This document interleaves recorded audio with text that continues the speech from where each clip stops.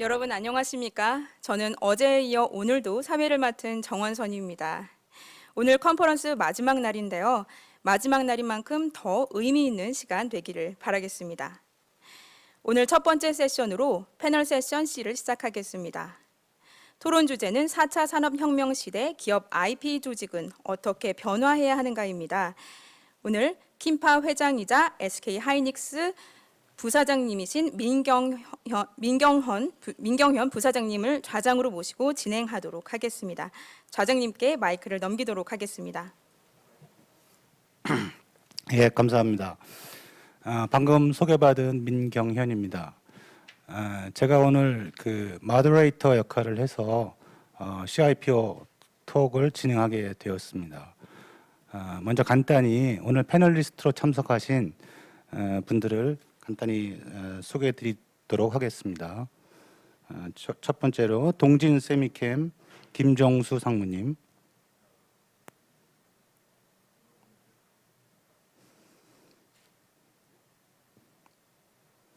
다음에 LS전선 길윤섭 담당님,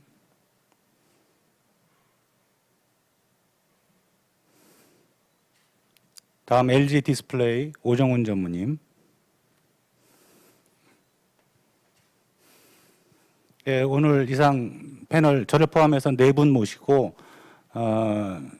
몇 가지 이슈에 대해서 논의를 해보겠습니다.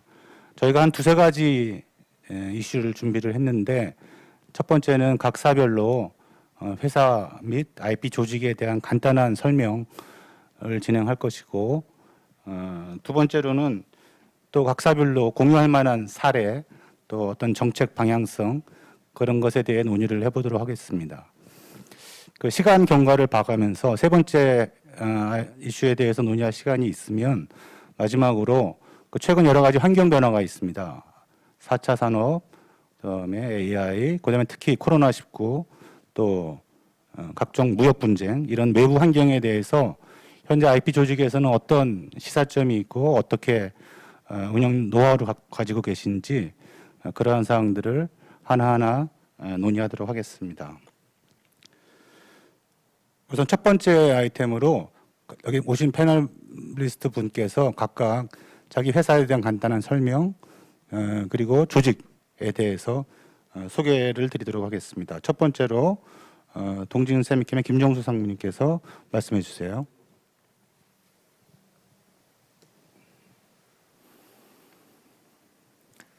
네, 안녕하십니까. 저는 동진 세미캠의 지적자산팀을 맡고 있는 김정수라고 합니다.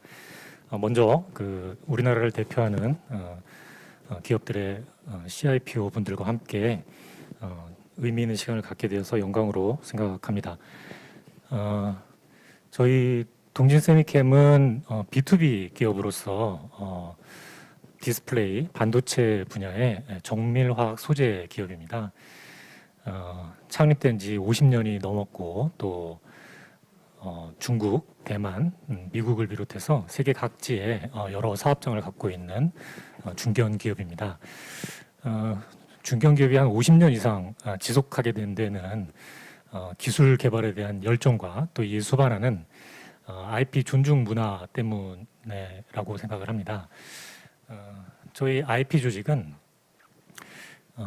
여느 기업처럼 연구소 산하에 소속되어 있습니다. 연구소에 소속되어 있고, 다만 이제 대기업들은 출원 파트, 소송 파트, 또 이제 분석 파트, 라이센싱 파트, 이렇게 여러 조직으로 기능별 분화가 되어 있는데 반해서 대부분의 중견 기업들은 이런 인원 수의 제약이나 또 업무의 또 변동성, 또 기술 분야의 다양성 등등 때문에 이게 조직 분화가 되지 않은 경우가 많이 있고요.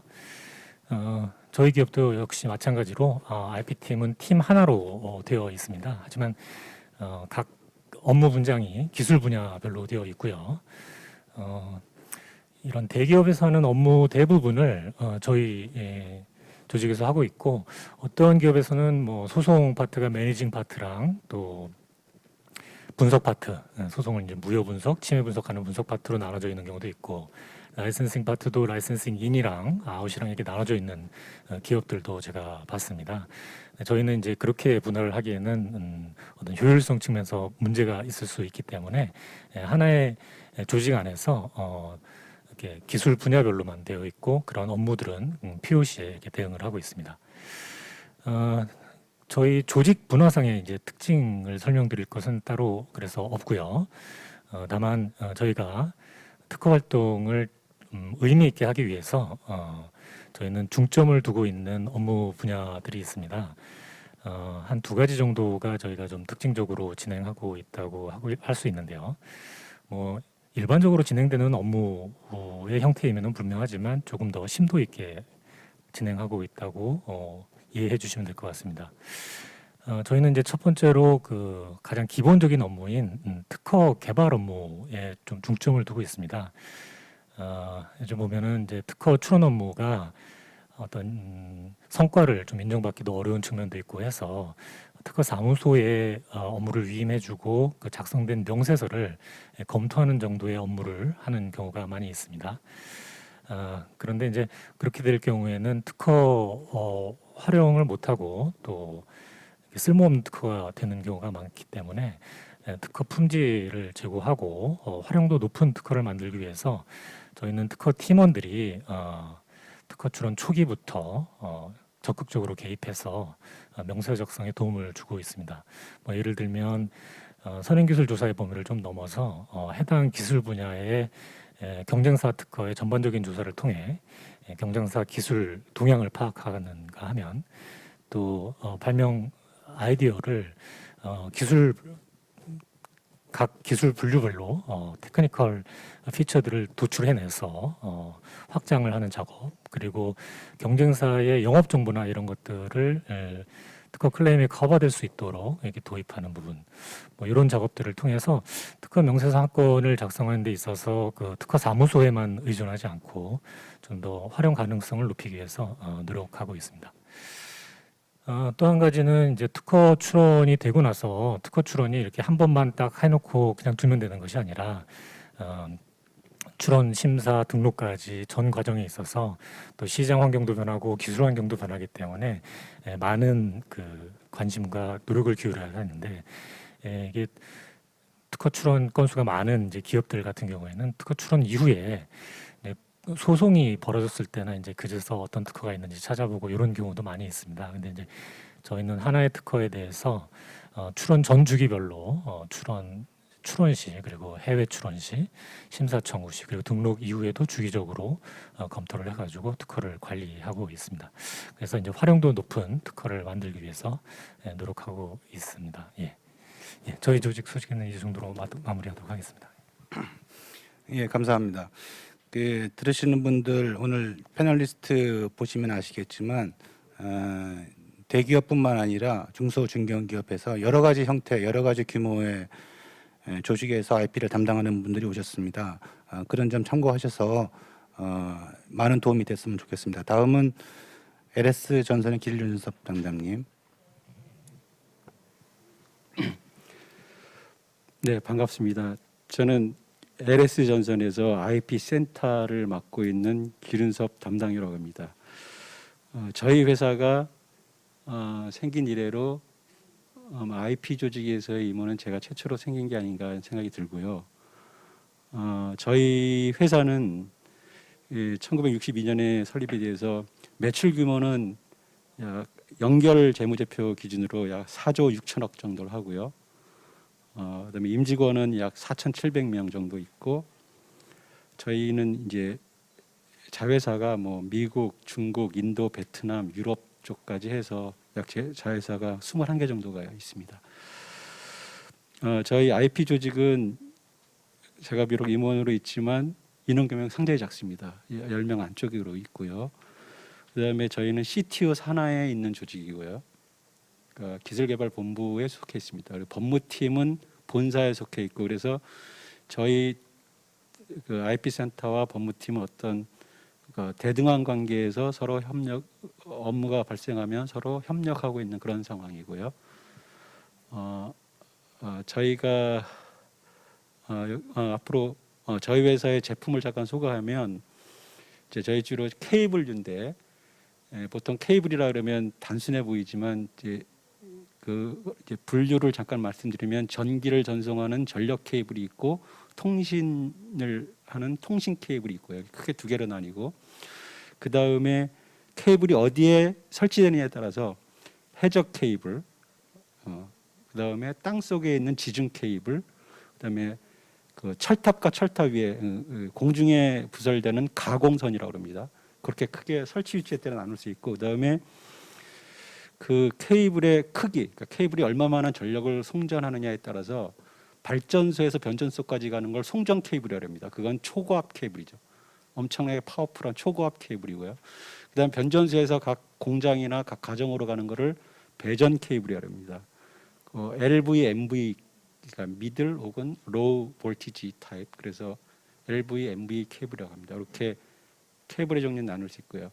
그래서 저희도 케이블에 무슨 특허가 나오겠냐 처음에 많은 그런 생각을 하시는데 실제 보면은 많은 그 특허가 나올 건들이가 있고요. 그렇습니다. 앞으로 또 제가 하고 싶은 얘기는 다음에 또 말씀드리겠습니다. 이상입니다.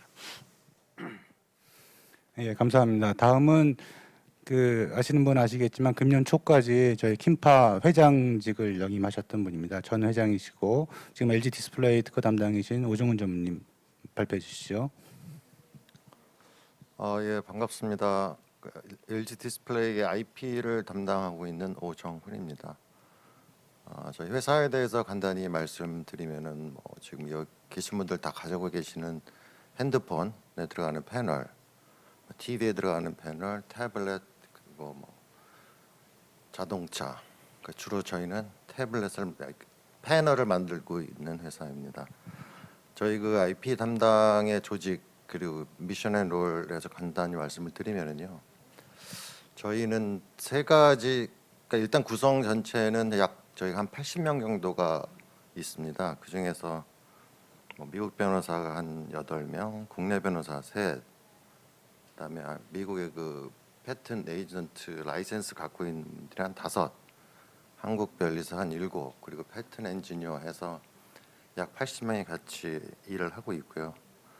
첫 번째 저희가 생각하는 미션은 저희 기술 제품의 IP 경쟁력 확보입니다.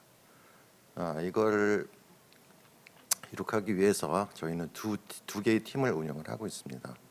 실제는 출원팀, 다른 회사도 다 갖고 계시겠지만은 일반 그 연구원들한테 품위를 받아서 저희가 특허성 검토를 해서 대리인과 함께 출원을 한 일을 하고 있습니다. 여기 한 20여 명이 하고 있고요. 1년에 약 한 1,500번 정도를 출원하고 있습니다. 그리고 또 하나의 팀, 저희가 갖고 있는 팀 그 이름이 좀 생소하시겠지만은 DNA라고 합니다. D는 드래프팅, 내부적으로 명사서 작성, 그리고 A는 acquisition, 특허 매입입니다. 주요 업무는 말씀드렸듯이 저희 내부적으로 약 1년에 한 100에서 120건을 직접 출원을 명사서 작성을 직접 합니다. 당연히 그의 장점은 저희가 밀접하게 연구원들과 같이 연구를 하면서 청구 범위를 작성하는 면에서 아주 좋은 특허가 나올 것으로 예상을 하고 있고요. 그리고 또 하나는 저희 구성원들의 그 역량을 좀 키우고 육성하는 데 있습니다. 저희는 사실 제 생각은 IP에 종사하는 모든 분들은 적어도 명세서를 작성할 수 있는 능력이 있으면 어디든지 가서 먹고 살 수 있다고 생각합니다. 그래서 저희는 적어도 모든 구성원이 3년 이상 이 팀에서 일을 해야 됩니다. 그래서 지금 로테이션 제도로 해서 약 한 60%가 지금 3년 이상 일한 상황입니다. 그리고 이 DNA에서 또 하나의 중요한 일을 하는 게 뭐가 있냐면은 매입. 1년에 약 한 500건 이상 그 매입 제안이 들어옵니다. 그러면 저희는 그 특허들을 다 검토를 하고 무효성 그리고 비침해성, 적용 가능성을 다 검토를 하고 사실 결과적으로는 매입으로 연결되는 건 없는데요. 일단은 적어도 저희 회사의 제품을 위협할 수 있는 특허가 뭐가 있는가는 알아보는 차원에서 굉장히 큰 중요한 역할을 하고 있다고 생각을 하고 있고요. 그다음에 이 팀에서 또 하나 중요하게 하고 있는 일은 저희가 타사 제품들을 다 디캡을 합니다. 그리고 현재 펜딩 건들 그 청구 범위를 보면서 저희 그 허락되는 법 테두리 안에서 보정을 통해서 상대방의 그 타사 제품을 공격할 수 있는 특허를 만드는 역할도 이 팀에서 하고 있습니다. 그 다음의 미션은 분석입니다. 저희 비즈니스 진행의 IP 리스크 최소화를 위해서 분석팀을 운영을 하고 있습니다.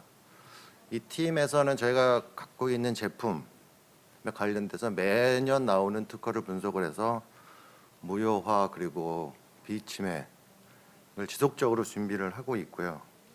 그리고 그 미래 기술, 미래 제품에 관련해서도 같은 일을 매년 하고 있습니다. 그리고 마지막으로는 저희 IP 경영 효율화를 위해서 소송 라이센싱 팀과 전략 법무팀을 운영하고 있습니다. 소송 라이센싱 팀은 그 말 그대로 소송을 지금 업무를 하고 있고요. 그다음에 라이센싱 관련해서는 뭐 많은 분들이 알고 계시겠지만 이 패널 관련해서는 일본 다음에 한국, 그다음에 대만, 그다음에 중국 순으로 오고 있습니다. 일단 저희 대만 회사 같은 경우는 다 라이센스를 지금 아웃을 해서 다 받는 상황이고요. 지금 현재로는 그 중국 회사를 상대로 열심히 활동을 하고 있습니다. 그리고 마지막으로 IP 전략 법무팀이 있는데요. 여기서는 뭐 저희 그 글로벌 IP 전사 전략 관련해서 항상 수립을 위해서 열심히 하고 있고요. 뭐 이거 관련해서 뭐 상표, 그다음에 모조품 이런 일도 많이 하고 있고, 그리고 저희 그 전략 법무 내에 법무 파트가 있습니다. 근데 이거는 이 친구들은 무슨 일을 하고 있냐면은 저희 그 기술 관련 CTO나 사업부, JDA 관련해서 저희가 1년에 한 500여 건 이상을 계약서를 검토를 하고 그다음 직접 저희가 계약서를 작성도 합니다. 이렇게 하는 이유는 그 저희 법무 그 CFO 산하에 저희 일반 법무 쪽이 있는데 암만 해도 일이 그쪽으로 넘어가서 진행이 되면은 사실 지연되는 경우가 되게 많습니다.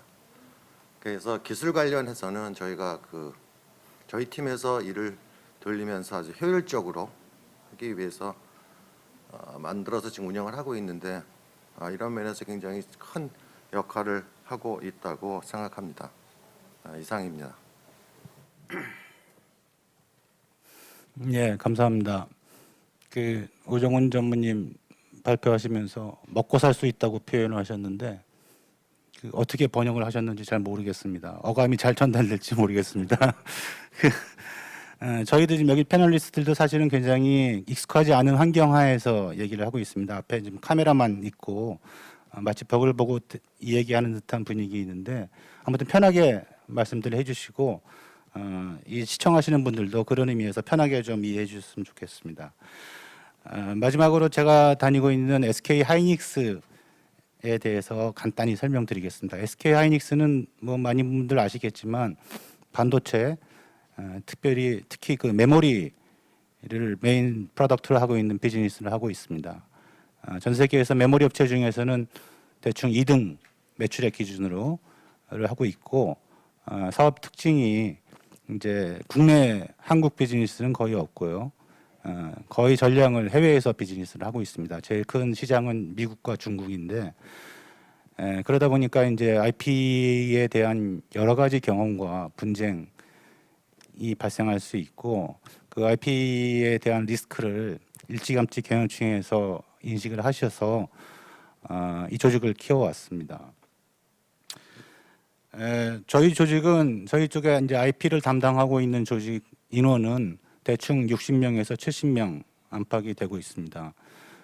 제 개인적인 판단으로는 수적으로 좀 더 보강을 해야 되겠다 생각을 하고는 있는데 이제 이것은 이제 저희 회사 전체적으로 어떤 인력 구조상의 문제가 있기 때문에 그런 것들을 조화롭게 반영을 하면서 아무튼 큰 방향성으로는 좀 조직이 좀 커져야 되겠다 그런 생각을 하고 있고요. 팀은 사실 저희 그때 상황에 따라서 많이 되기도 하고 작게 되기도 하고 그런 운영을 하고 있습니다. 소위 대팀제 운영을 하고 있는데 아주 큰 틀에서 보면 추론 및 개발을 담당하는 개발 조직, 특허 개발 조직, 그다음에 각종 분쟁, 그다음에 라이센싱, 또 매입 등을 총괄하고 있는 분쟁 조직, 이게 크게 두 개로 나뉘어져 있습니다. 대충적인 인원은 반반 정도로 보시면 되겠습니다. 저희 조직 60-70명 중에 앞에서도 어느 분이 소개를 하셔서 저희 쪽에 라이센스, 소위 자격증을 가지고 계시는 분이 운전면허증은 많이 가지고 계실 걸로 제가 생각을 하는데 그거는 생략하고 IP와 관련된 미국 변호사 분이 6명이 있고요. 그다음에 미국 패턴 에이전트, 아까 오정훈 전무님 말씀하신 그런 분이 또 6분이 있고 중국 변리사가 1분이 있습니다. 아까 말씀드렸다시피 저희 회사 비즈니스 속성상 국내에서의 여러 가지 IP 분쟁이 보다는 주로 해외에서 일어나다 보니까 이런 쪽도 해외에서의 라이센싱 자격증을 우선시하는 그런 방향성으로 진행하고 있고 앞으로도 그 방향성을 유지할 계획입니다. 한 가지 좀 특이한 것은 이제 대기업체 IP 조직에는 이렇게 자격증을 가진 사람들이 몇 명 있을 수 있는데 한 가지 좀 저희 하이닉스가 특이하다고 제가 개인적으로 생각하는 것은 말씀드리는 사람 중에서 중국 변리사를 제외한 분들은 외부에서 영입한 것이 아니라 저희 하이닉스 내부에 특허팀으로 들어왔던 사람들이 어떤 기회를 가져서 공부를 하게 되고 시험을 봐서 자격증을 받은 그런 케이스들입니다. 저희 특허 조직은 저희 SK 하이닉스라는 큰 조직 안에서 어디 휘하로 들어가는가에 대해서 여러 차례 변경이 있었습니다. 대체적으로는 기획실, CEO 밑에 있는 기획실 산하에서 있었던 적이 주로 대부분이고 법무 조직과는 완전히 별도로 되어 있습니다. 그리고 저희 SK 하이닉스는 어떤 특허 관련한 법률적 분쟁이 생기더라도 특허 담당 내에서 아레나를 가지고 업무를 수행하고 있습니다. 현재는 CEO 밑에 있는 대외협력 총괄이라는 부문 밑에 특허 담당으로 있고 참고적으로 대외협력 총괄 산하에는 법무 또 CR, PR 그런 역할을 하는 담당 조직들과 같이 병렬해서 특허 담당 조직이 일을 하고 있습니다. 이상으로 저희 참석하신 패널리스트가 속한 회사에 대한 소개 또 IP 조직에 대한 간단한 소개를 마치도록 하겠습니다. 다음 이슈로 다음 안건으로는 각 회사별로 그 회사의 규모가 크건 작건 또 사업의 영역이 B2B이건 B2C이건 또 대기업이건 중소기업이건 여러 가지 이제 특허 관련한 이슈들을 겪으셨을 것으로 예상이 되는데 그러한 관점에서 이 기회에 이걸 시청하고 계시는 다른 기업체에 계신 분들 또는 기업체가 아닌 외부에서 저희와 같이 비즈니스 파트너로 일을 하고 계시는 분들한테 소개해 줄 만한 어떤 사례가 있는지 그것도 한번 돌아가면서 얘기를 들어보도록 하겠습니다. 이번 두 번째 세션은 처음에는 기륜섭 담당님께서 먼저 말씀을 해 주십시오. 네, 전선의 IPC 기린섭 담당입니다. 제가 이렇게 임원 반열에 오르니까 많은 주위에서 이제 질문이 저희 같은 규모에서 어떻게 하면 IP 부서가 경영층으로부터 중요한 부서로 인식될 수 있는가? 에서 질문을 좀 많이 했습니다. 그게 저도 최대 제가 계속 특허 업무를 해오면서 저희 과제이기도 했고요. 그러니까 쉽게 말해서 어떻게 해서 적은 규모에서 임원 반열에 오를 수 있었는가 이거를 질문하는 거겠죠.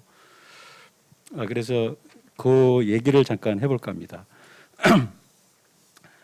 물론 이렇게 옆에 계신 우리 큰 기업의 LG 디스플레이라든가 뭐 SK 하이닉스라든가 삼성전자라든가 LG전자 같은 데는 가만히 있어도 특허부서 가만히 있어도 그냥 주변에서 계속 특허 문제를 일으킵니다. 예, 특허로 뭐 경고장도 보내고 소송도 제기하고 그렇기 때문에 그냥 가만히 있어도 중요한 부서가 됩니다. 근데 이제 저희가 대표적인 B2B 기업이거든요. 아시겠지만 저희 같은 규모의 저희 같은 회사에 그러면 사실 B2B 쪽이니까 사실 그렇게 주변에서 특허로 공격하는 것도 굉장히 작습니다. 그 빈도도 작고. 그래서 IP 부서가 경영진으로부터 어떻게 중요한 부서로 인식될 수 있을 것인가가 저의 늘 고민이었고요. 제가 이제 주로 해왔던 건 뭐냐면 일단 저는 목표를 특허 로열티를 창출하자. 특허를 활용해서 경영 성과를 창출하자는 데 목표를 두고 거기에 전념했던 것 같습니다. 그래서 그러니까 예를 들면 그런 데가 있습니다. 어떤 양이 질을 담보한다 그래가지고 양적으로 많이 드라이브를 거는 회사들을 제가 종종 봤습니다. 근데 양적으로 드라이브를 걸면 결국 망합니다. 왜냐하면 한 번쯤 그 특허를 가지고 소송을 해보기를 강력히 권합니다. 특허를 가지고 상대방에게 공격을 해보면 내가 왜 양으로 가서는 안 되고 질로 가야 되는지를 피부로 느끼게 됩니다. 왜냐하면 상대방은 그 특허의 단점을 아주 조그만 단점이라도 치고 들어서 무효를 주장하게 돼 있습니다. 그러면 그 특허를 질적으로 출원하지 아니하면 살아남을 수가 없어요. 그래서 그렇기 때문에 내가 양적으로 드라이브를 걸면 그 맨파워가 일정한 데서 양적으로 하면 절대로 질 관리를 할 수가 없습니다. 그래서 저는 특별히 철저한 목표를 특허 로열티 창출해 두고 철저한 질적 관리를 하라. 그러다 보면 반드시 기회는 온다라는 거 제가 말씀드리고 싶고요. 그다음에 또 말씀드리고 싶은 게 단기적으로 자꾸 이렇게 짧은 시각으로 뭘 하려고 하지 말고 긴 안목을 갖고 접근하라고 말씀드리고 싶습니다. 그러니까 자기가 짧은 안목을 갖게 되면은 갑자기 무리수를 두게 됩니다. 업무를 하다 보면. 그래서 절대 그러지 마시고요. 저도 사실 제 나이에 비해서는 임원별이 좀 늦게 된 겁니다. 근데 그런 거에 너무 구애받지 마시고 이게 충분히 꾸준히 이걸 하시다 보면 기회가 나오고 그 기회에서 분명히 로열티를 창출할 수 있는 기회가 나옵니다.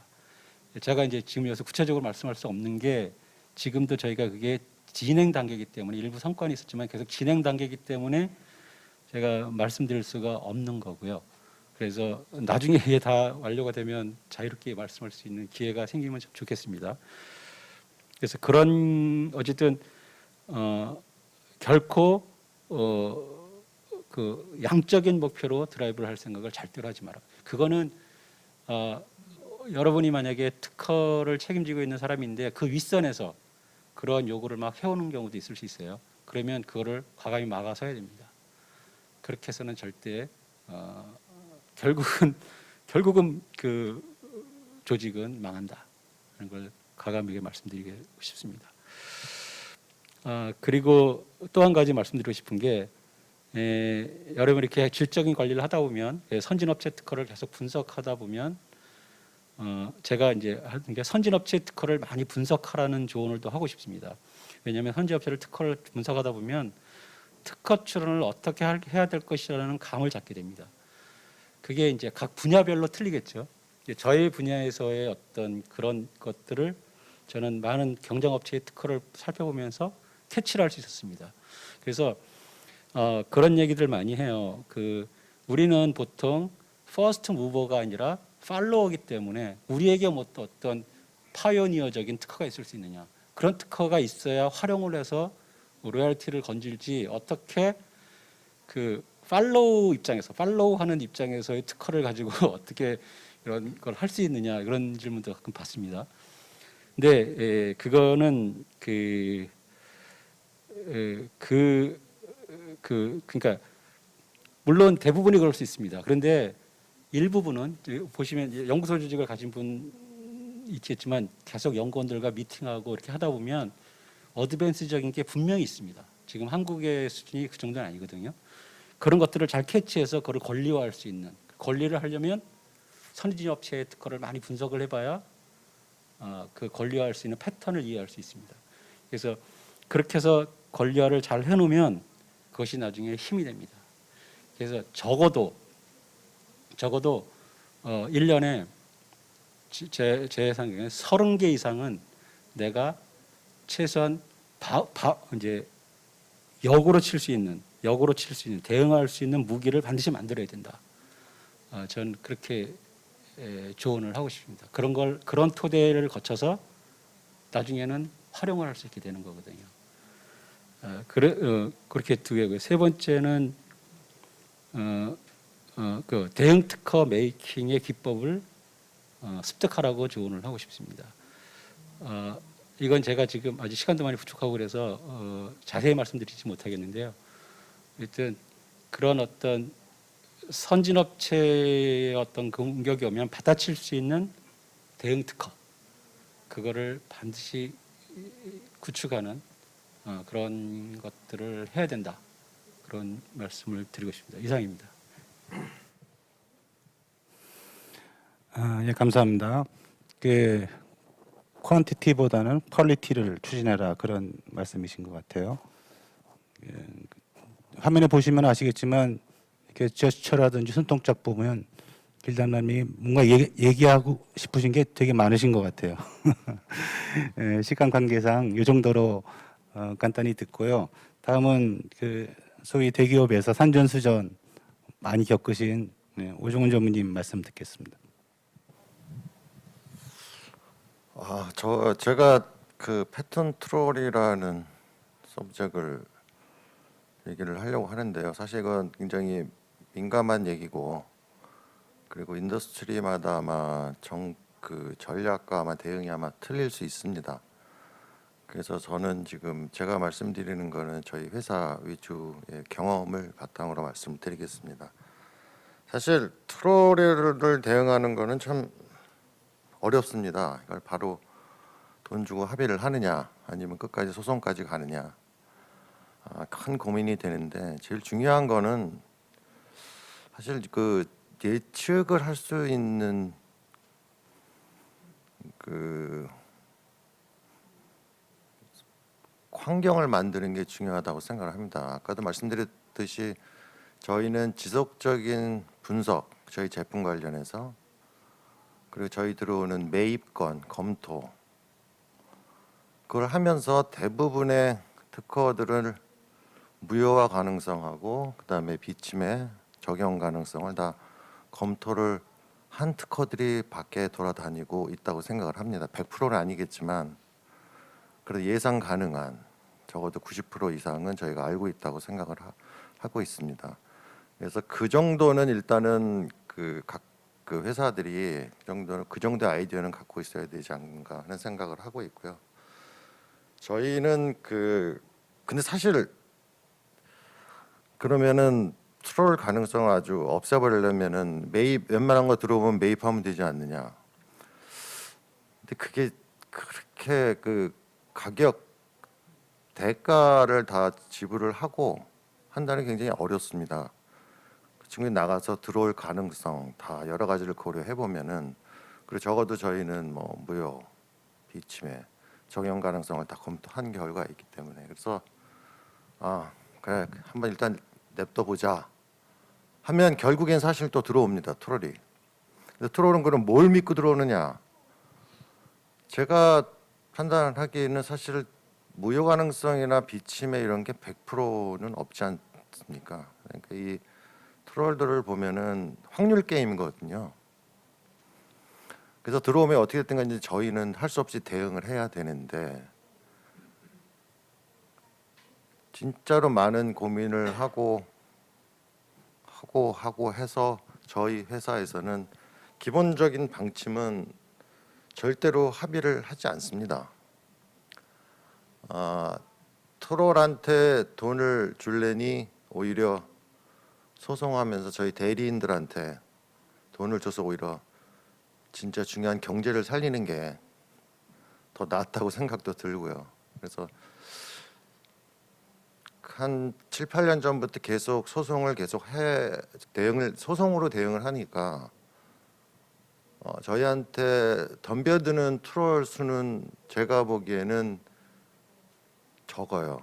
그래서 이제 이런저런 거를 다 생각을 해서 각 회사들이 그 인더스트리에 맞게 전략을 짜서 전략을 수립을 해서 대응을 하는 게 최고의 방법이 아닐까 하는 생각을 하고 있습니다.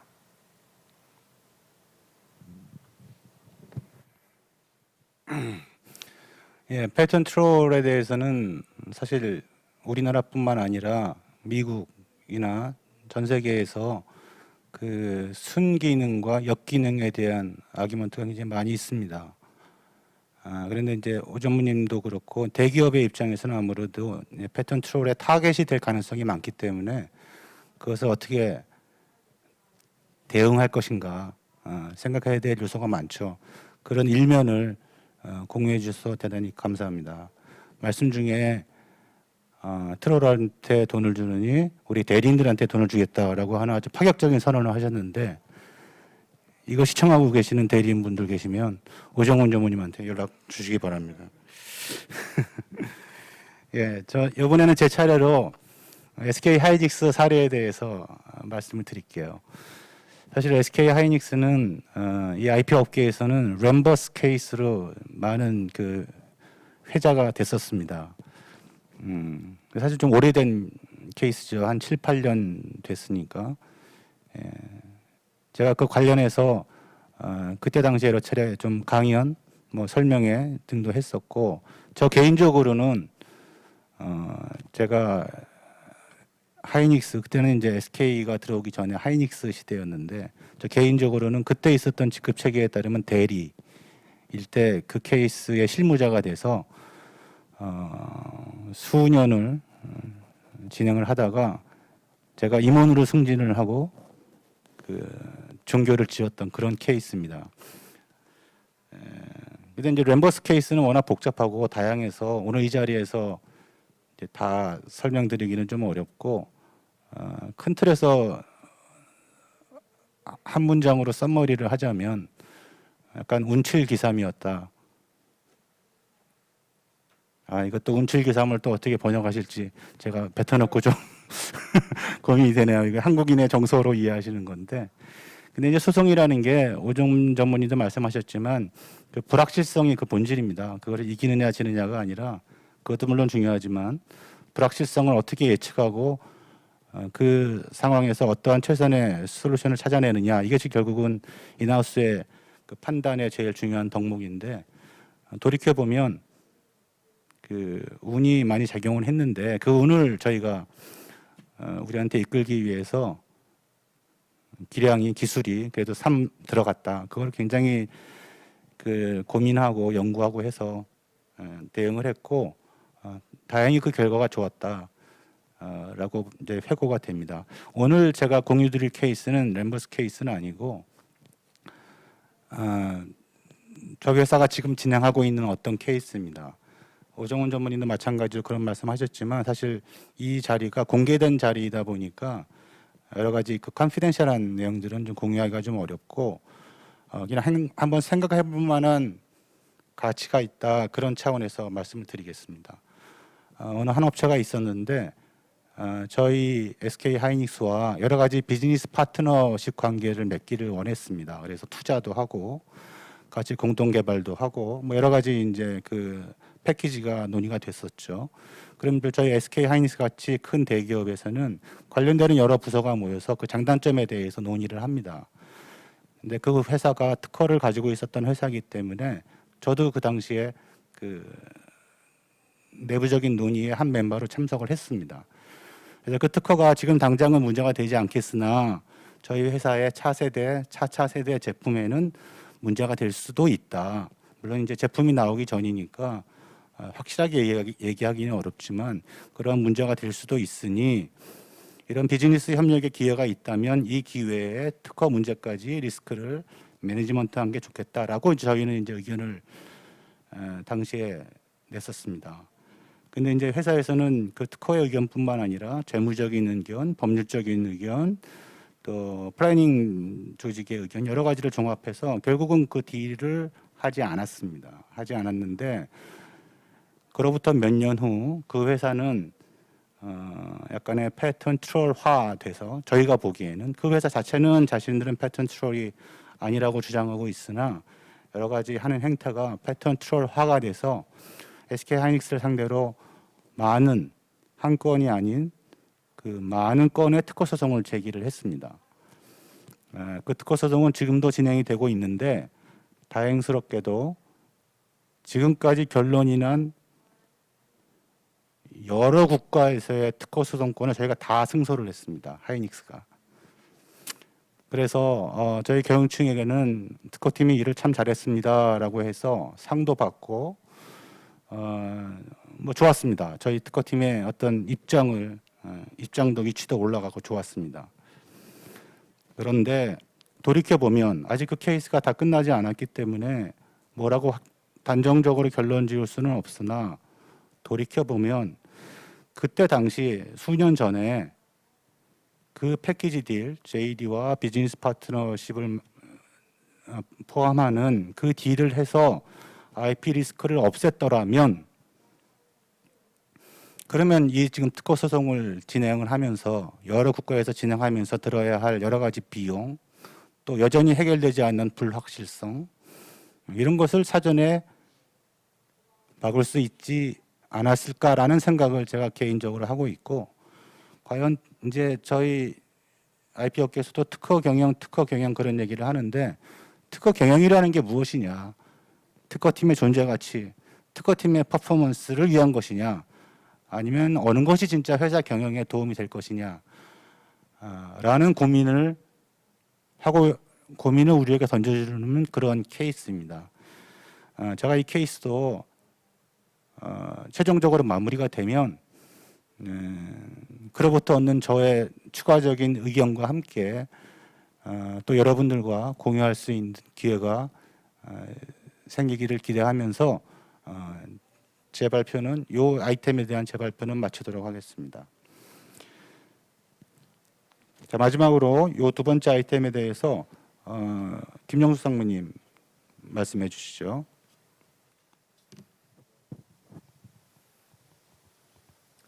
네, 그 여러 임원분들 재미있는 말씀 잘 들었고요. 저는 그 저희 회사에서 한 2년 전에 있었던 한국과 대만에서 있었던 소송을 간단히 말씀드리고 거기서 잘했던 점 그리고 아쉬웠던 부분을 공유함으로써 기본적이지만 중요한 업무에 대해서 간단히 공유하는 시간을 가지려고 합니다. 저희 회사는 이제 반도체 소재에 관련해서 한국하고 대만에서 특허 침해 소송을 당한 적이 있는데요. 한 무효 심판이랑 침해 소송 합쳐서 한 10건 정도의 소송이 진행되었습니다. 그래서 그 상대방 업체는 그 해당 분야에서 압도적인 그 점유율 1위를 자랑하는 미국 업체였고 한국과 대만에서 그냥 가장 그 큰 로펌을 대리인으로 선정해서 저희한테 소송을 제기를 했는데요. 그 저희가 이제 대만에서는 그 소송을 사업을 딱 진입하기 직전에 증거 보전 신청을 하면서 사업 진입을 막는 도구로서 특허를 활용을 했었습니다. 다 아시는 얘기겠지만 조금 실천하기는 쉽지 않은 말씀을 조금 드리면 저는 무효 심판 같은 데서 이제 승소 확률을 높이기 위해서는 선행 자료 조사가 굉장히 중요하다고 생각을 합니다. 근데 대개는 선행 자료 조사를 이제 외부 업체에 이제 위임을 하거나 또 이제 내부적으로 하더라도 처음 한번 하고 그리고 나서는 이제 소송 진행하는데 여념이 없기 때문에 추가적인 조사를 하기가 좀 어려운 측면이 있는데 저희는 그 선행 조사를 한 이후에 선행 조사를 한 다음에 외부 업체도 한 2군데 정도 이용을 했고 그리고 내부적으로도 별도의 키워드를 가지고 선행 조사를 했습니다. 그래서 이제 풍부한 자료를 가지고 검토를 했고, 또 소송이 진행되는 과정에서도 저희가 그 선행조사한 자료를 리뷰하면서 새로운 또 무효 증거를 제시할 수 없는지 이렇게 검토를 했습니다. 그리고 저희 특허 자료 검토하고도 조금 무효하기에는 다소 부족한 부분이 있다라고 느껴지는 부분이 있어서 저희 연구원들과 함께 팀을 이뤄서 외부 도서관, 국회, 그리고 대학 도서관, 그리고 심지어는 독일 대사관 뭐 이런 데까지 가서 논문 자료를 싹 다 찾았습니다. 그리고 무효 심판하고 이제 소송이 진행이 돼가면서도 이제 일말의 아쉬움이 있어서 이제 이거 확정적으로 무효를 시킬 수 있을 것인지에 대한 두려움도 좀 있고 해서 저희 CU께 말씀을 드려서 한 5명 정도가 팀을 이뤄서 일본에 자료를 찾으러 갔습니다. 그래서 일본 국회 도서관이랑 또 동경공대 뭐 이런 한 3군데 정도 도서관을 뒤져서 자료를 많이 찾아왔고, 다행히 그것이 한국 심판원에서 심결 인용 자료로도 이렇게 쓰이게 됐습니다. 그래서 이제 제가 말씀드리고 싶은 것은 뭐 소송이 제기되면, 특허 침해 소송이 제기되면 누구나 일반적으로 의뢰인 무효 심판을 청구를 하고 이렇게 하지만 무효 심판을 정말 끝까지 무효 자료를 찾으려고 지속적으로 노력하고 선행 자료를 찾아내는 일은 쉽지는 않다. 하지만 그런 노력들을 통해 가지고 무효 가능성을 좀 높일 수 있겠다. 이렇게 생각을 합니다. 그리고 또 한 가지 강조하고 싶은 것은 내부 외부 태스크 구성입니다. 저희는 화학 소재 업체니까 이제 특허가 조금 특징이 이제 화학 분야는 실험의 과학이라서 특허 명세서가 실험 데이터가 잘못되면은 기재불비가 될 가능성이 매우 높습니다. 모든 실험 자료들을 명세서 쓸 때 다 이렇게 넣어놓기도 좀 어렵고요. 그래서 특허 아주 인류 기업, 또 선도 기업의 특허지만 이 특허 명세서에는 분명한 하자가 있을 수 있다라는 신념을 가지고 특허 명세서를 뒤져서 그 명세서에서 효과 기재가 제대로 안 된 부분들을 저희 연구원들의 실험을 통해 가지고 밝혀내고, 또 국내 해외에 있는 교수님들을 찾아다니면서 그 실험 자료들의 잘못된 점들을 찾아내서 그 부분도 원래 이제 일반적으로는 선행기술, 신규성, 진보성에 의한 무효 주장을 많이 하지만 저희는 그거 외에도 명세서 내에 하자를 찾아내서 서울중앙지법에서는 그 기재불비로도 판정을 받은 적이 있습니다.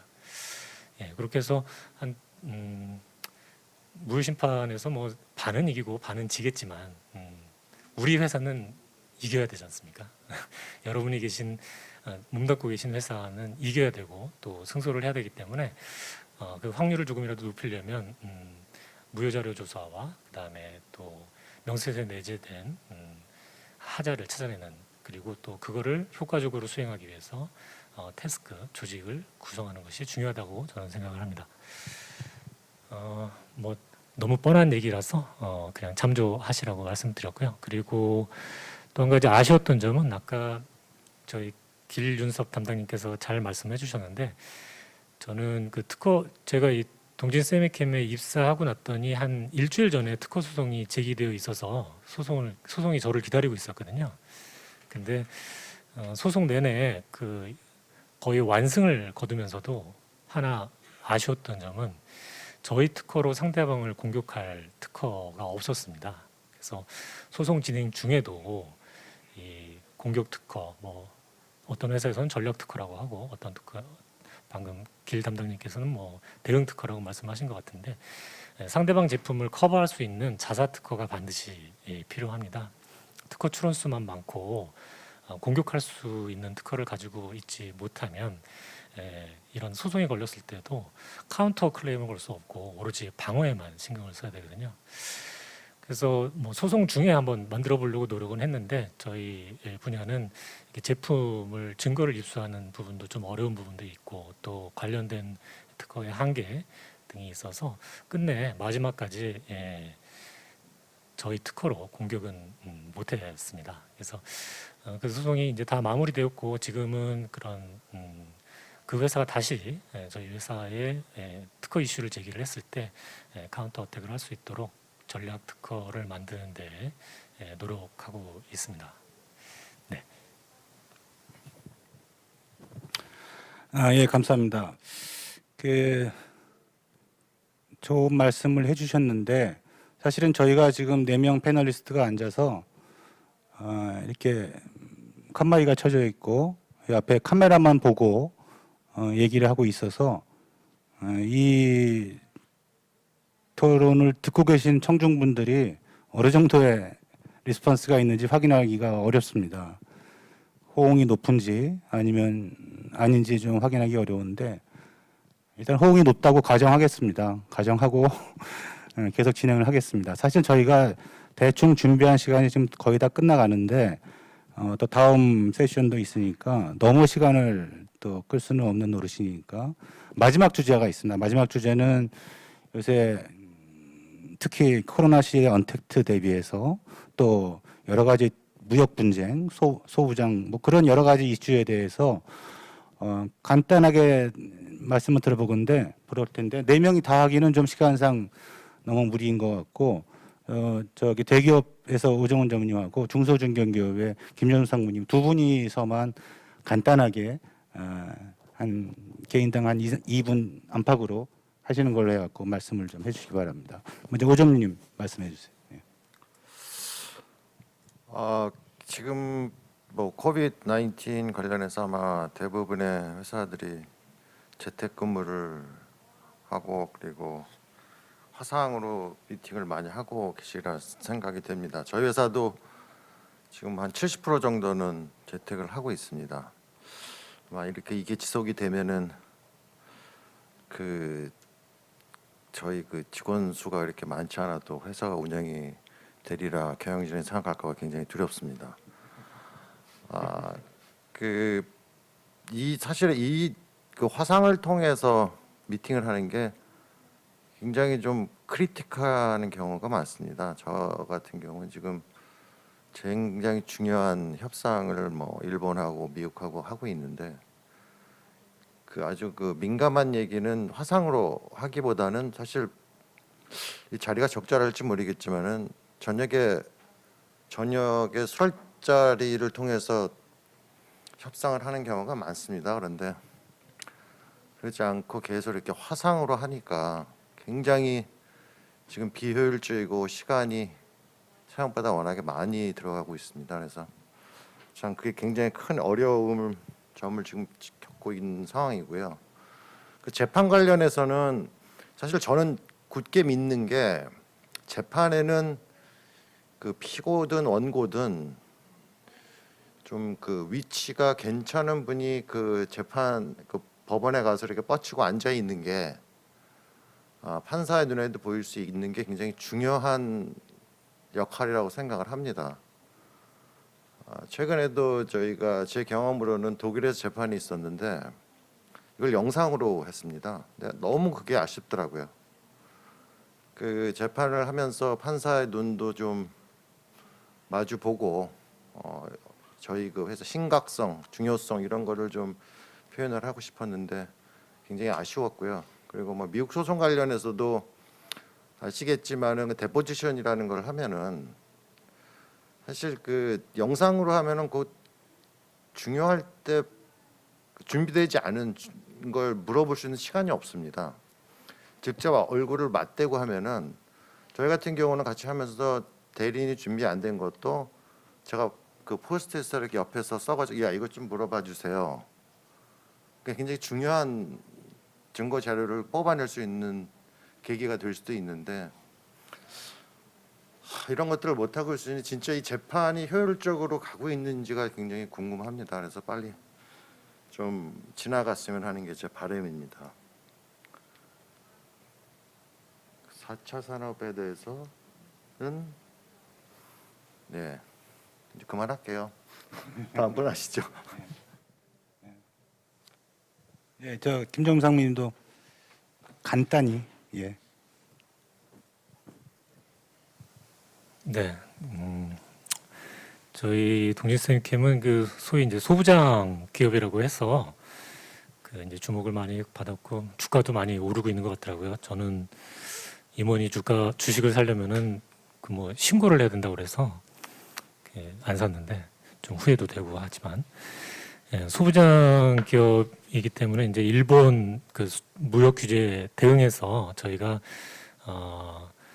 저희 소재를 국산화해야 되기 때문에 저희가 이제 개발하는 소재에 대해서 이제 개발 부서뿐만이 아니라 특허 부서에서도 IP R&D를 통해서 그 경쟁사 특허를 분석을 하고 또 저희 IP도 도출하고 또 이제 혹시 문제가 될 수 있는 특허들도 확인을 하고 하면서 이렇게 개발과 보조를 맞춰가고 있습니다.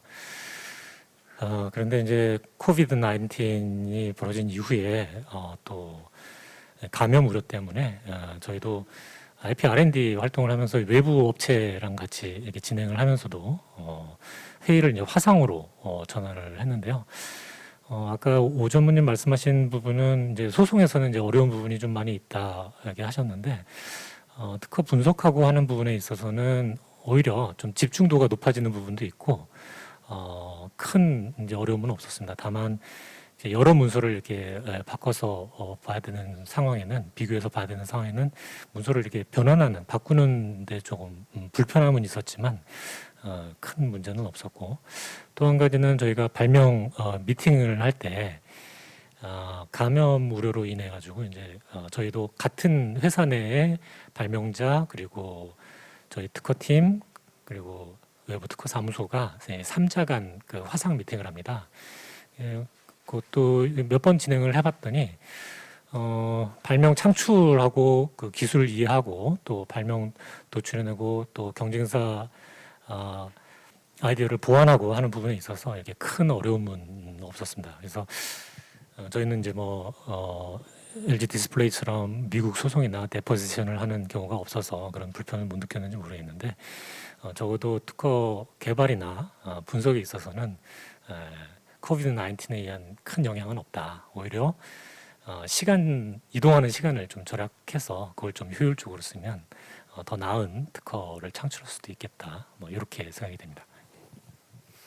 네, 감사합니다. 오늘 토론은 거의 다 마쳤습니다. 오늘 참석해 주신 네 분 패널 분들 대단히 감사드립니다.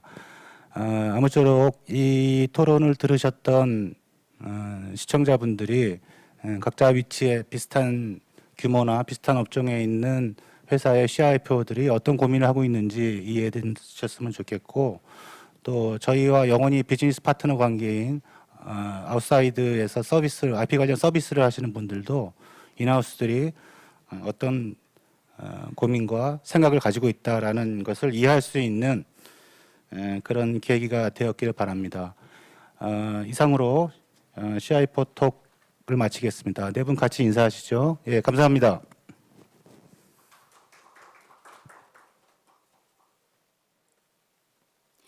네, 포스트 코로나 시대 지적재산권의 미래를 기대해 보겠습니다. 깊이 있는 통찰력과 고견 나눠주신 좌장님 그리고 패널분들께 진심으로 감사드립니다. 이어서 준비 시간을 가진 이후 제너럴 세션 C를 시작하도록 하겠습니다. 잠시 후 다시 뵙겠습니다.